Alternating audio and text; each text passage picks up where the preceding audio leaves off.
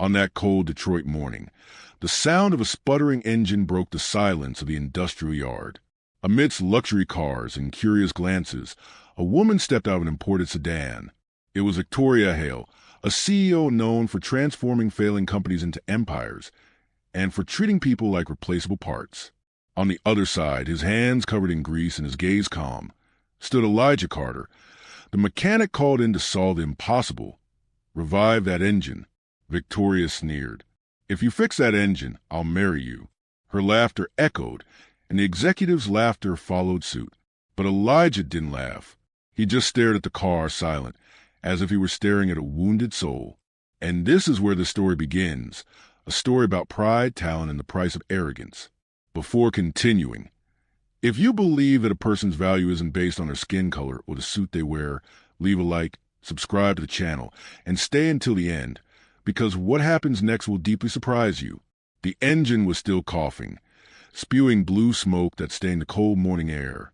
It was a kind of defect no engineer, no matter how educated, had been able to decipher. The car, an American classic from the 60s, belonged to personal pride of Victoria Hale, the woman who believed everything had a price, including people. She crossed her arms, watching Elijah walk around the car with slow, almost reverent steps. "Be careful not to get any on the paint," she said, with a venomous half-smile. That sentence, spoken with the tone of someone giving an order to a waiter, made the atmosphere tense. The executives accompanying her exchanged knowing glances, as if watching a scene from a theater.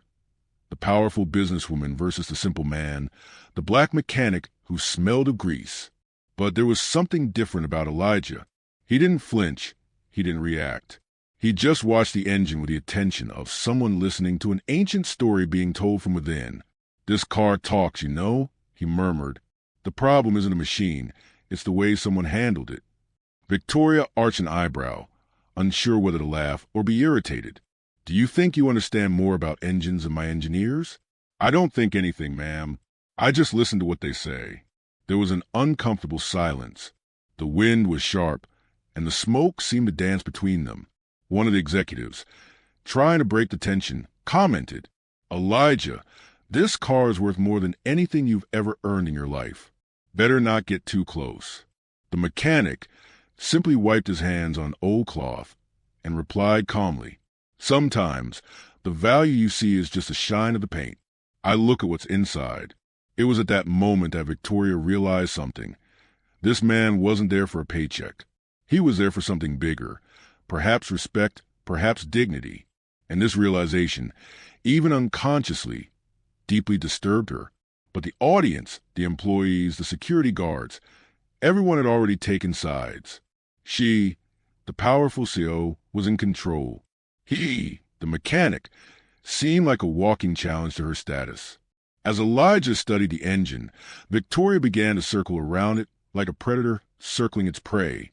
"You know, Elijah, sometimes I find it funny. People like you speak with such confidence, but when it comes to showing results..." She gave a dry laugh. "The engine remains dead." Elijah looked up, steady without arrogance. "And people like you speak with such certainty, but live without hearing anything other than your own voice." This response cut through the air like a blade. Some recoiled, some stifled laughter.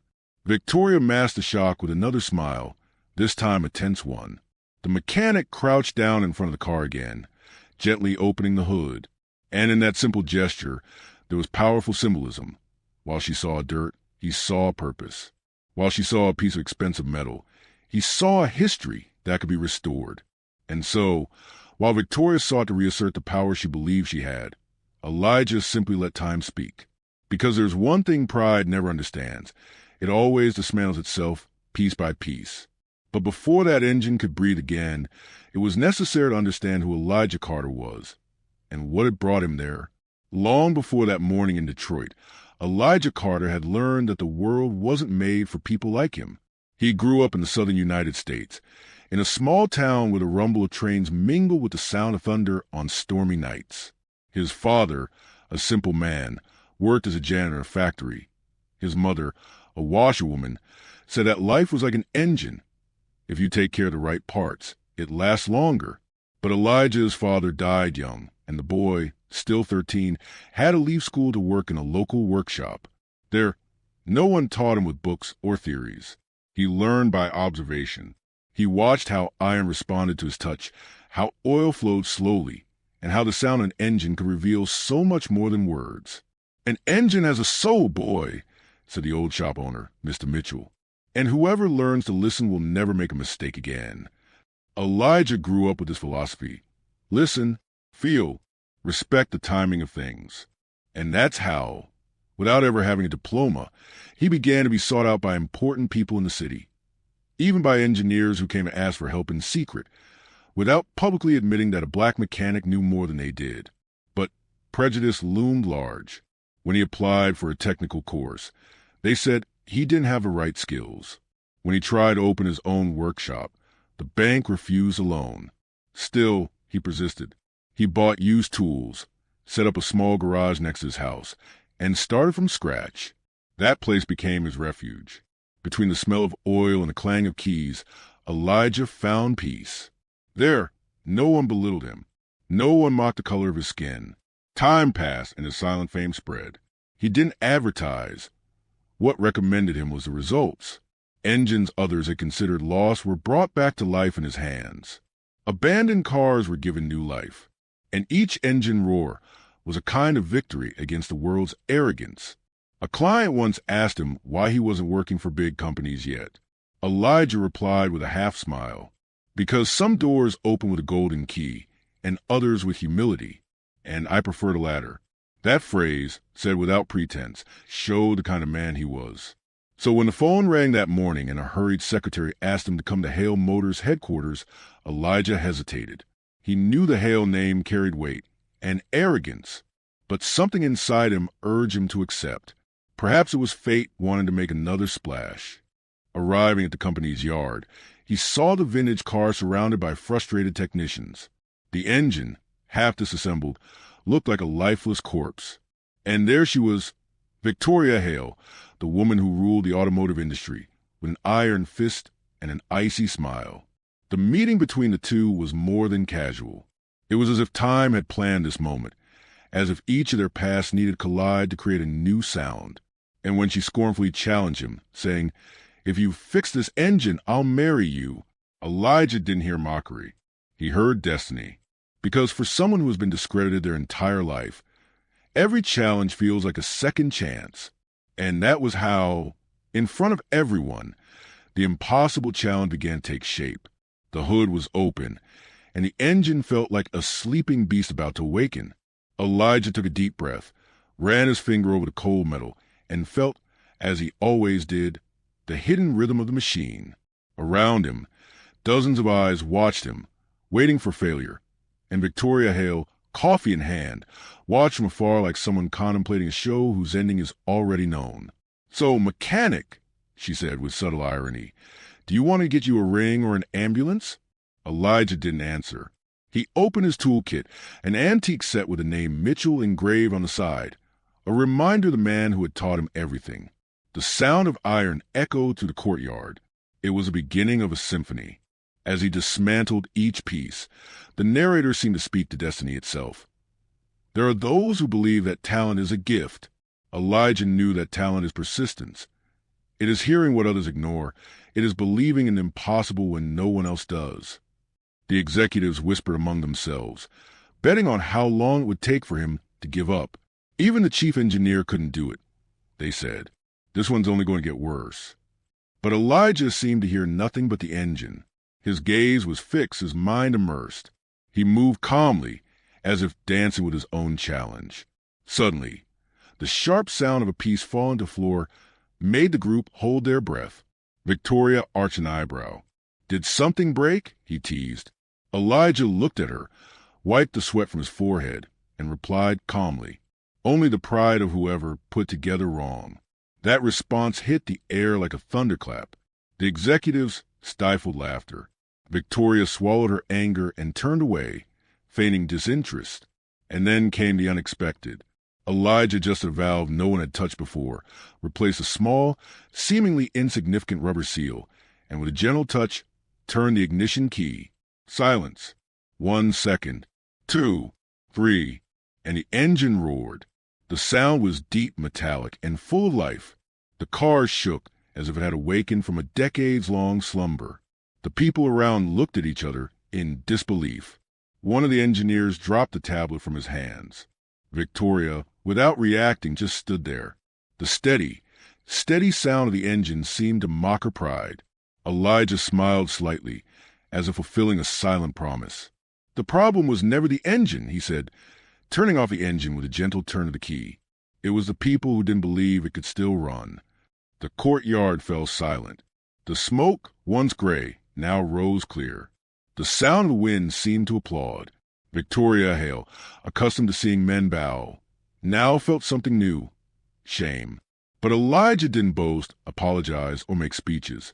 He just put away his tools and walked over to her. "It's fixed, Mrs. Hale."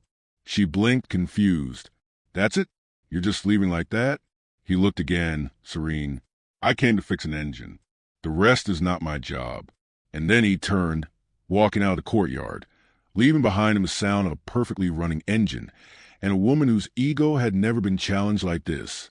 But what Elijah didn't know was that this silent victory would spread, and the whole world would hear the roar of that engine. The engine was still echoing in the background when Elijah walked through the gates of Hale Motors. The sun, shyly visible between clouds, felt like a silent applause from the heavens. Inside, the silence was absolute. That metallic sound, firm and perfect, had done something no one could have imagined: dismantled a CEO's pride. Victoria Hale stood motionless, watching the car work. Her face, once full of confidence and irony, was now pale. The executives looked at each other, unsure whether to celebrate or pretend nothing had happened. The woman who had mocked the black mechanic now saw her own reflection in the car window, and for the first time, she didn't like what she saw. The narrator whispers, "Sometimes it's not the engine that stalls. It's the soul." Victoria tried to regain her composure. She called the chief engineer, questioned the report, and tried to find a logical explanation. But there was no logic. There was talent. There was truth. There was a man who simply did the impossible without needing to prove anything. "I want his name," she said, hiding her trembling voice. "This Elijah Carter."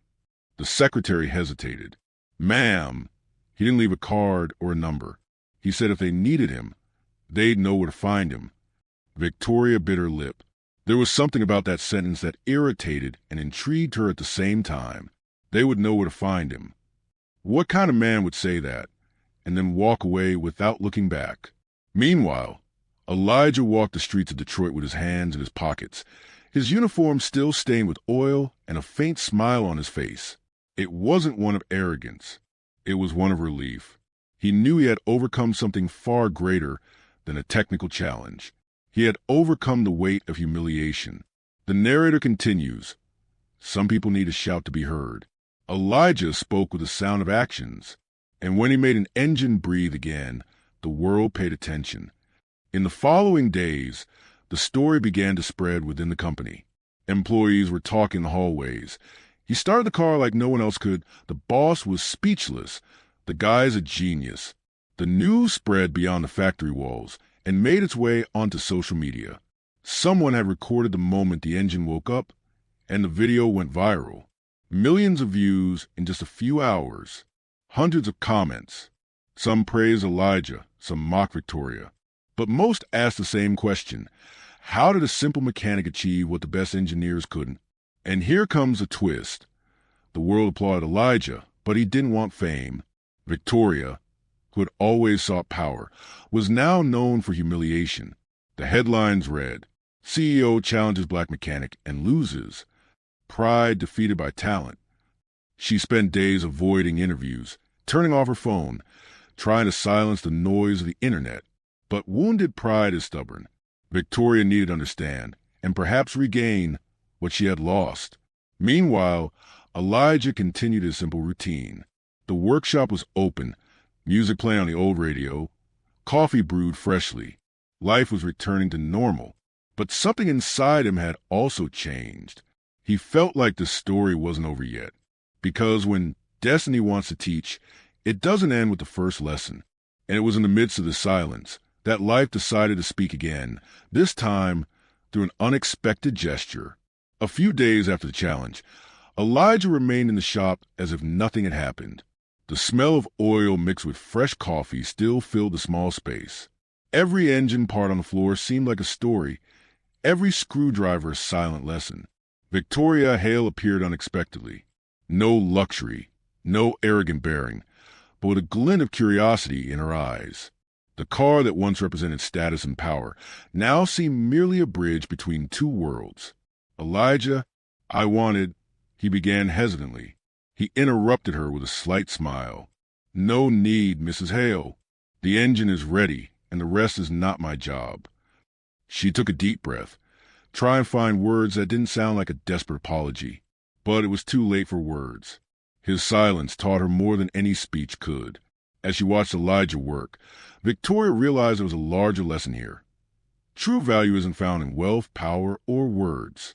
It's found in the ability to make the impossible reality, the patience to listen, and the courage to act when no one believes. The narrator comments, "Sometimes silence is more eloquent than any gesture of forced humility." Elijah didn't need to teach anything. He only needed to exist as proof that competence and dignity speak louder than prejudice and pride. She tried to offer him money, bonuses, even a prominent position. He refused each proposal with disconcerting calm. "I have what I need, Mrs. Hale. Respect and dignity cannot be bought." Symbolic comparison. The engine, once dead, now roared loudly. Her heart, once rigid, was beginning to perceive the truth of humility. Elijah had fixed more than one machine. He had awakened something dormant within those who least expected it. Victoria, for the first time, didn't laugh at anything or anyone. She simply watched, absorbing the silence that taught her more than any theoretical lesson. And at that moment, the narrator suggests, if you feel like the story touched something inside you, leave a like now. Subscribe to follow stories that show that true value is never measured by what you see, but by what you do. The silence lingers, but it's full of meaning. The world around us may mock, judge, and doubt, but when action speaks, the truth is impossible to ignore. And days later, fate decided to give Victoria the shock she never expected. The video of the engine purring perfectly was already circulating throughout Detroit. On social media, the story of Elijah Carter and CEO Victoria Hale went viral. Comments praised the mechanic's skill and questioned the executive's pride. And gradually, the narrative spread beyond the city. Victoria felt the weight of the headlines. On every screen, the humiliation was subtle but present. CEO loses to black mechanic, an impossible challenge. Pride melted by talent.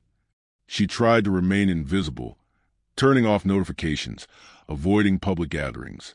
But the internet is unforgiving, and every click was a reminder that her arrogance had been challenged by someone no one expected. Meanwhile, Elijah returned to his quiet routine at the shop. Fame didn't touch him. He stayed there tinkering with engines, drinking coffee, and listening to oldies on the old radio. But something inside him told him the story wasn't over yet. One afternoon, Victoria showed up at the small workshop. No suit, no heels, just curiosity and a hint of humility. "Elijah, I came to learn what you don't learn at university," he said, almost whispering. He looked up, surprised, but maintained his calm demeanor. "Humility?" he asked, as if to confirm that she had understood his meaning. She nodded. "I want to understand. I want to see with my own eyes. I want to learn to listen." And there, in that modest garage, something neither of them expected occurred, a reversal of roles. The woman of power and wealth became the apprentice, the mechanic, the silent master. The narrator comments, "When fate decides to teach, there is no palace that can stop it, nor a luxury car that can hide the lesson." And the one who needed to learn most that day wasn't Elijah. Victoria watched every gesture, every movement Elijah made with the tools.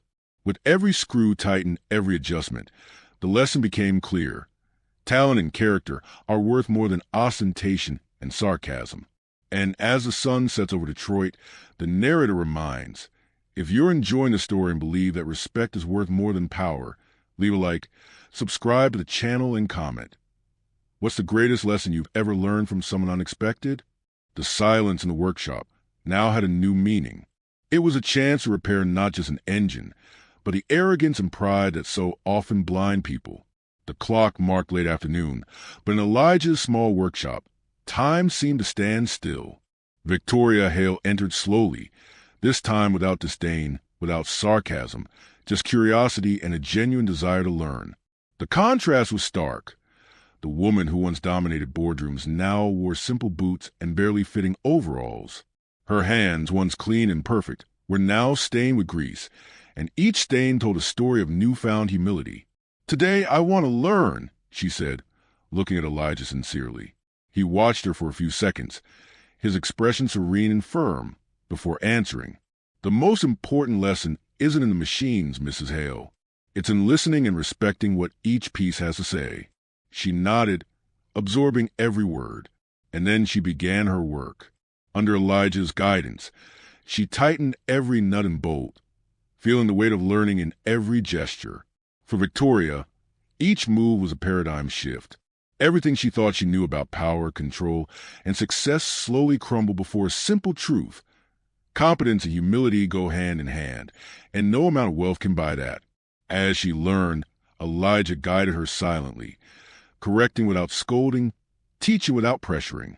It was as if the car engine wasn't the only thing being fixed in that shop.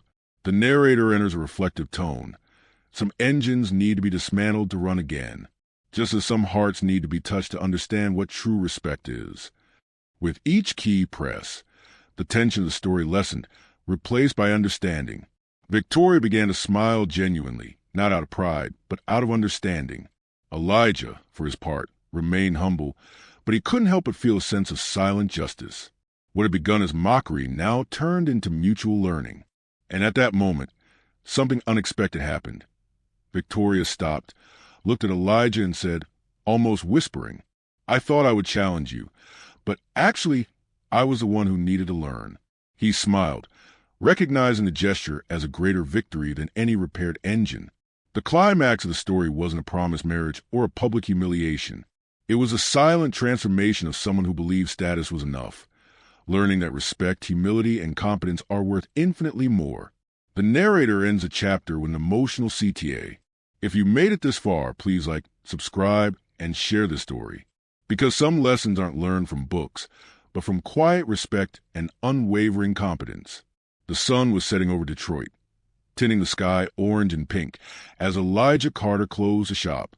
Each engine there, repaired or on standby, seemed to have its own story, and each story reminded us that life is made of parts that need to be adjusted with patience, respect, and attention. Victoria Hale stared at the car that had once represented pride and arrogance. Now, for her, it was a symbol of learning. The once broken engine not only worked perfectly, it also carried a metaphor for everything that needed fixing in her own worldview. The narrator reflects softly. They say engines have souls, and perhaps human hearts do too. A steady rumble, a finely tuned part, a silent gesture of competence and dignity can speak louder than 1,000 words. Elijah Carter didn't gain fame, didn't seek applause. He simply existed as proof that talent and character can be bought with sarcasm or power. They revealed themselves silently at the right moment, and Victoria understood it wasn't about marriage, it wasn't about status. It was about respect, humility, and recognition of each person's true worth. In the end, the mechanic didn't gain a wife, but he gained something infinitely greater, proof that the world can admire without needing to diminish anyone. Before closing, the narrator reinforces the final emotional and natural CTA. If this story touched you, please like, subscribe to the channel, and comment. What was the greatest lesson you learned from Elijah Carter? Share with friends who need to hear that respect, humility, and competence always trump pride. The sound of the engine still echoed in the air, a reminder that some victories are silent but unforgettable. And with that memory, history bids farewell, but the lessons learned remain.